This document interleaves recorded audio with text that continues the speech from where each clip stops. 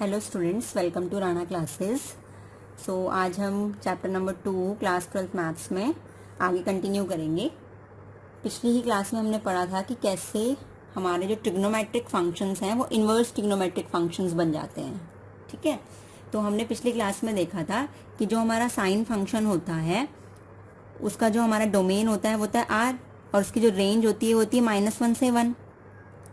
But ये जो sine function है इसका अगर हमें इन्वर्स निकालना है तो इन्वर्स तभी हम कैलकुलेट कर सकते हैं जब ये फंक्शन 1 एंड ऑन टू होगा, तभी हमारा फंक्शन कैसा होता है, इन्वर्टिबल होता है। बट हमारे पास ये sine function 1 and onto नहीं होता है, इसलिए हमने क्या किया था, थोड़ा सा इंट्रो और दे देते हैं हम। पिछली क्लास में हमने क्या पढ़ा था जिससे आपको अच्छे से और क्लियर हो जाए। तो हमने पिछली क्लास में देखा था कि जो ये साइन फंक्शन होता है वो क्या नहीं होता है, 1 ऑन टू नहीं होता है, क्योंकि इसके 2 पॉइंट पे क्या आती है, सेम हमारी इमेज आती है। इस पॉइंट पे भी यही इमेज आ रही है और इस पॉइंट पे भी यही इमेज आ रही है। दैट मीन्स ये क्या है, डिस्टिंक्ट पॉइंट पे सेम इमेज दे रहा है, मतलब साइन फंक्शन हमारा 1 ऑन टू नहीं है। अगर ये इन्वर्टिबल फंक्शन नहीं है तो हम इसका इन्वर्स कैसे कैलकुलेट करें, और हमें तो क्या पढ़ना है, इन्वर्स ट्रिग्नोमेट्रिक फंक्शंस। तो ये ट्रिग्नोमेट्रिक फंक्शन है बट इन्वर्स कैलकुलेट करने के लिए इन्वर्टिबल होना चाहिए।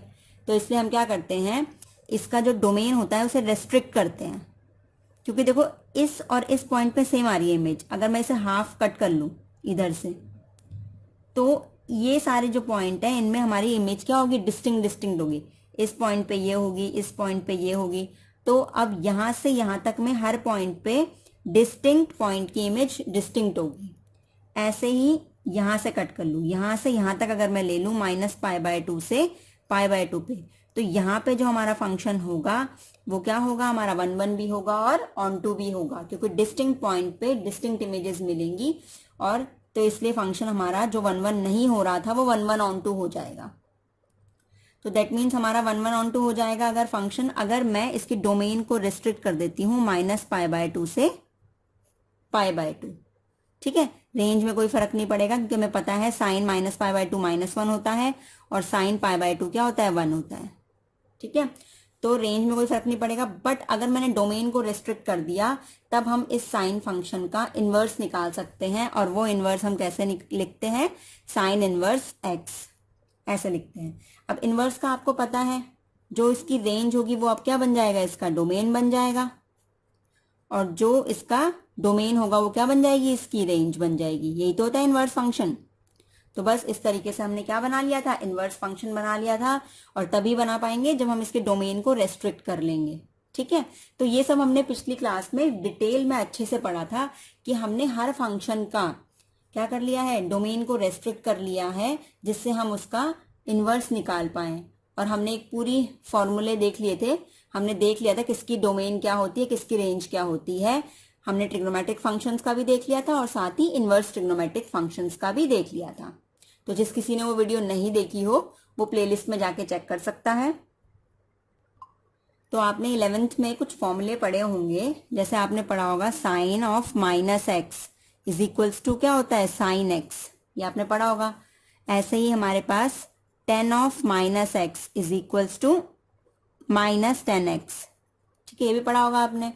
उसके बाद हमारे पास cosec of -x is equals to -cosec x।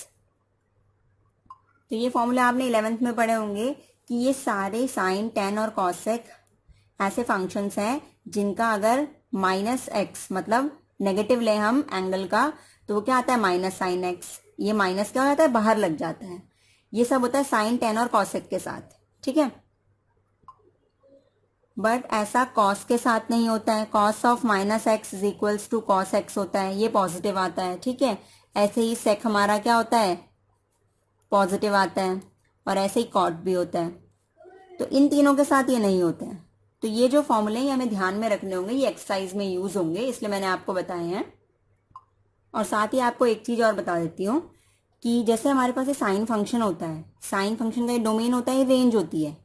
But जो इन्वर्स फंक्शन होते हैं उनमें ये डोमेन होता है, और इस रेंज को हम रेंज नहीं प्रिंसिपल रेंज कहते हैं। क्या कहते हैं इसको हम, प्रिंसिपल रेंज। ये बहुत ही इंपॉर्टेंट वर्ड है, आपको ध्यान में रखना होगा कि जो हमारी साइन इनवर्स ट्रिग्नोमेट्रिक फंक्शंस की जो भी रेंज होती है that is called principal range या फिर प्रिंसिपल वैल्यू रेंज। ठीक है, तो ये आपको याद रखना होगा, इन्हें हम क्या बोलते हैं, प्रिंसिपल वैल्यू रेंज या फिर प्रिंसिपल रेंज।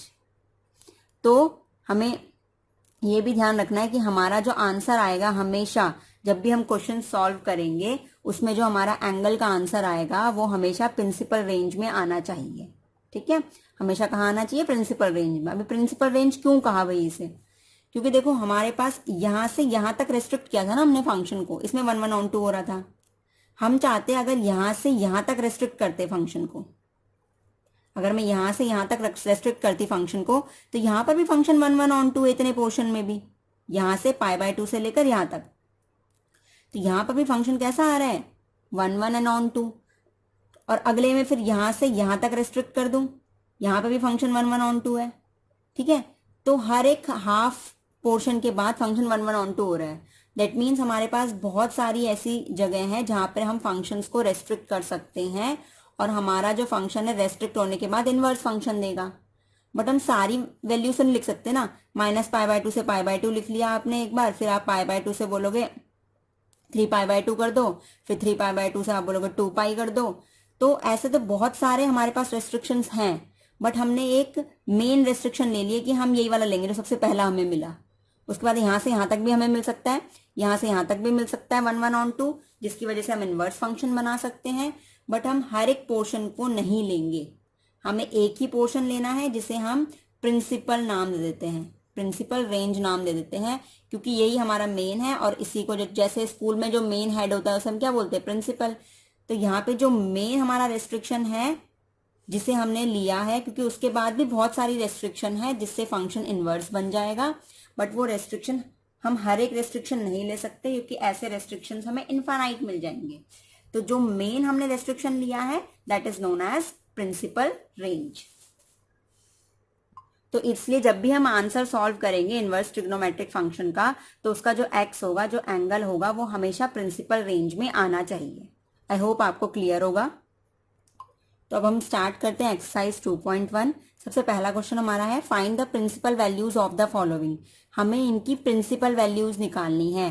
दैट मीन्स हमें इनवर्स फंक्शन सॉल्व करना है और जो आंसर आएगा वो प्रिंसिपल रेंज के अंदर आना चाहिए।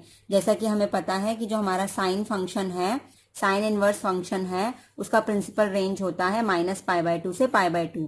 तो अगर साइन है तो हमारा यहाँ पर इसको सॉल्व करके जो आंसर आएगा वो हमारा -π/2 से π/2 के बीच में ही आना चाहिए। अगर नहीं आएगा तो वो आंसर गलत है, क्योंकि हमें प्रिंसिपल वैल्यूज, प्रिंसिपल रेंज में आंसर चाहिए।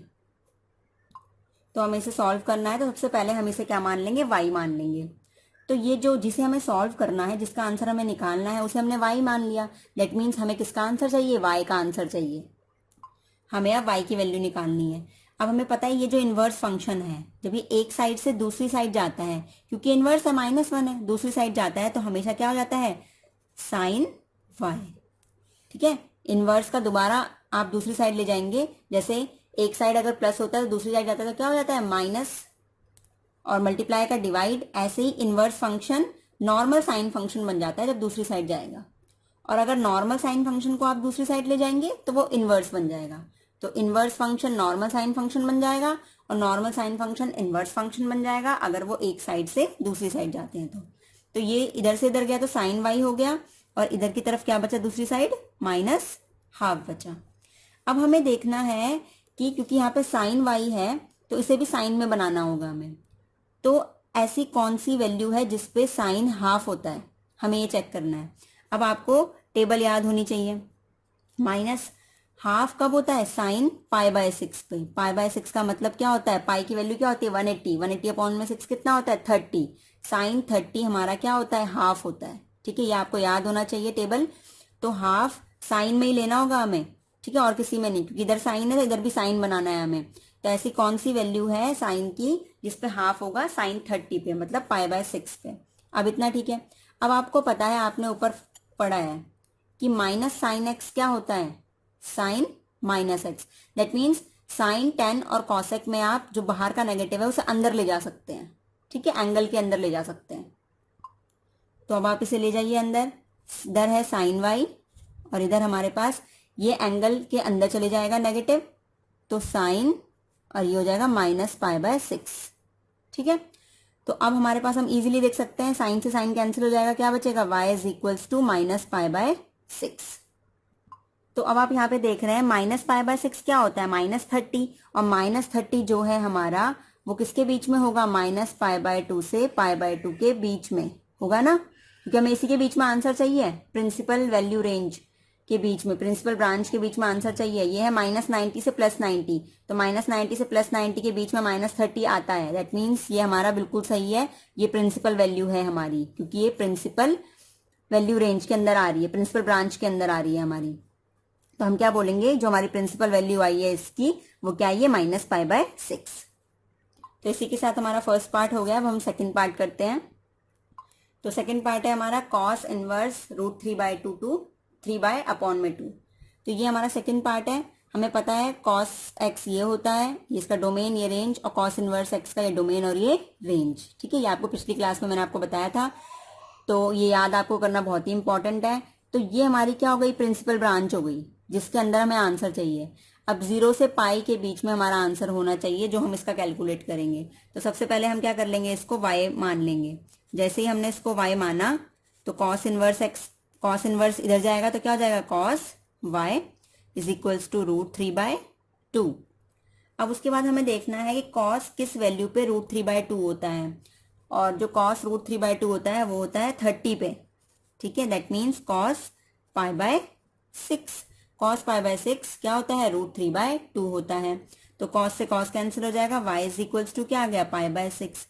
अब π/6 क्या होता है, 30 होता है ना, और 30 क्या होता है, 0 से 90 के बीच में आता है। दैट मीन्स ये हमारी क्या हो गई, प्रिंसिपल वैल्यू हो गई। ठीक है, तो यही हमारे पास क्या आ जाएगी, प्रिंसिपल वैल्यू। ये हो गई प्रिंसिपल वैल्यू। अब नेक्स्ट हमें बोला है कि हमें cosec इनवर्स 2 इसका आंसर कैलकुलेट करना है, प्रिंसिपल वैल्यू निकालनी है इसकी। cosec इनवर्स x का ये डोमेन होता है, और ये क्या होता है हमारे पास, प्रिंसिपल वैल्यू रेंज, मतलब प्रिंसिपल ब्रांच होती है।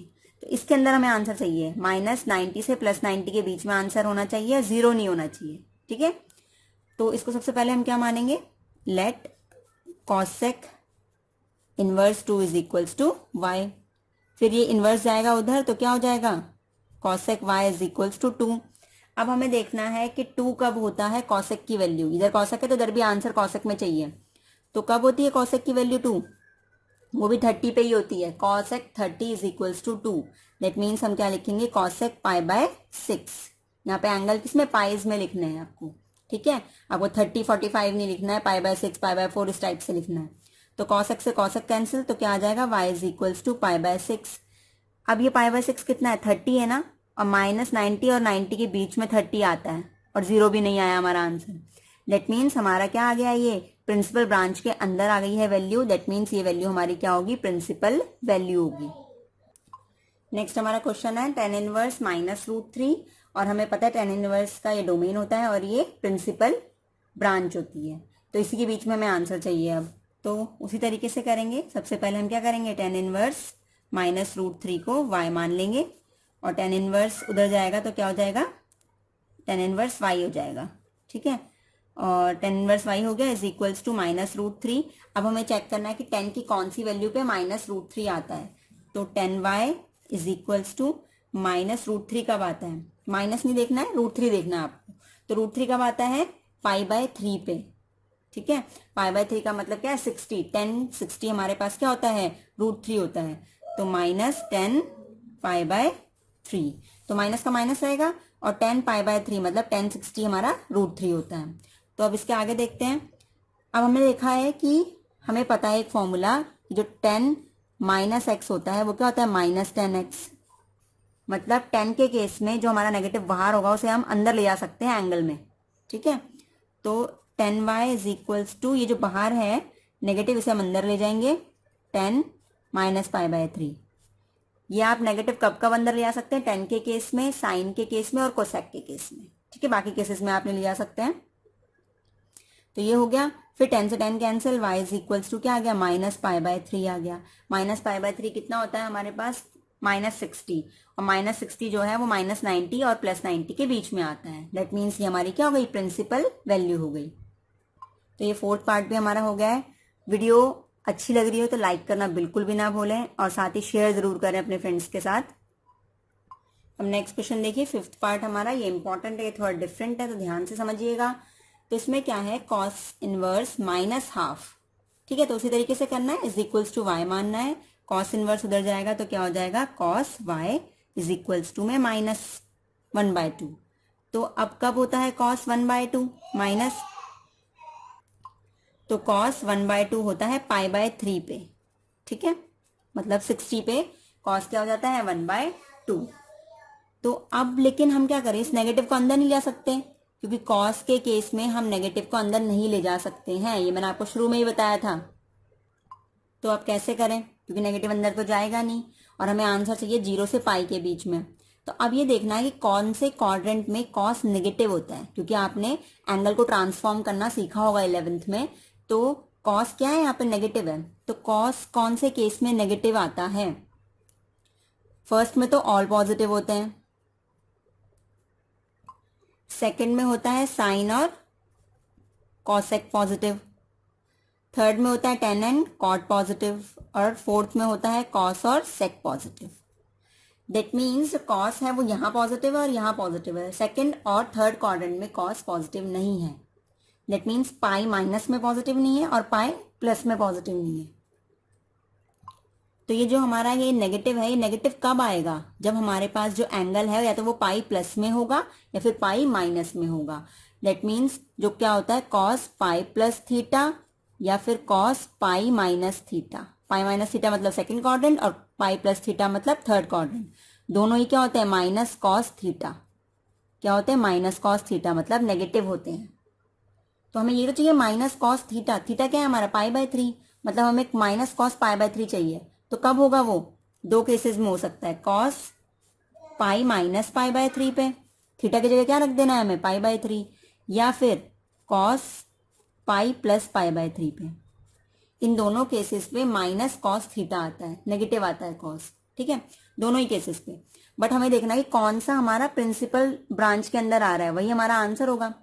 भाई हमें पाई से 0 से पाई के बीच में आंसर चाहिए, तो पाई में से कुछ माइनस करेंगे तो इस रेंज के अंदर आ जाएगा, बट पाई में अगर कुछ ऐड कर देंगे तो पाई से ज्यादा हो जाएगा ना। दैट मीन्स ये वाला जो है वो हम नहीं ले सकते हैं, बिकॉज ये हमारा प्रिंसिपल ब्रांच से आगे जा रहा है। हमें प्रिंसिपल ब्रांच के अंदर आंसर चाहिए, क्योंकि हमें चाहिए प्रिंसिपल वैल्यू। तो इसको हम कंसिडर करेंगे, तो कॉस ये हो जाएगा हमारे पास, इसके नीचे कुछ नहीं है, मतलब 1 3 हो गया, 1 की टेबल में 3 टाइम्स, तो ऊपर आ जाएगा 3 पाई और माइनस पाई, और 3 पाई माइनस पाई कितना हो जाएगा हमारे पास, 2π/3। तो ये आ गया हमारा answer. Cos y is equals to, cos से कॉस कैंसिल, वाई की वैल्यू आ जाएगी 2π/3। तो ये हमारा इंपॉर्टेंट पार्ट था, थोड़ा डिफरेंट था पीछे वाले क्वेश्चंस में से। अब हम नेक्स्ट 6th पार्ट करते हैं।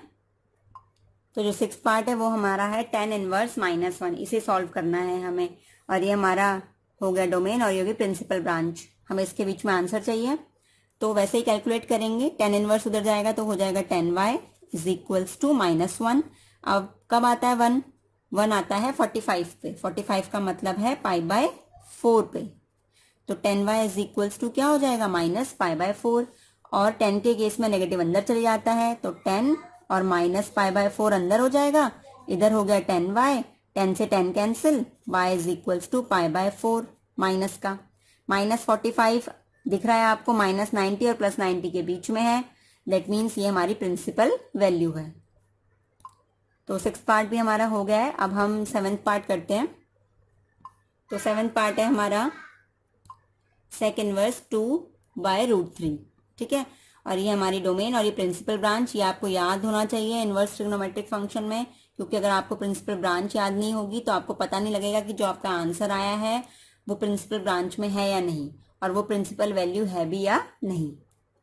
तो अब इसके बाद हम क्या करेंगे, sec इनवर्स को उधर ले जाएंगे, तो ये हो जाएगा आपका sec y is equals to 2/√3। तो इधर हो जाएगा sec y, और 2/√3 कब होती है sec की वैल्यू, π/6 पे, ठीक है, π/6 का मतलब 30 पे। तो sec से sec कैंसिल, और इधर आ जाएगा y इज इक्वल्स टू π/6। और ये π/6 का मतलब क्या है 30, और 30 0 से पाई के बीच में आता है, 0 से 180 के बीच में आता है 30, और -π/2 मतलब π/2 नहीं आना चाहिए आंसर।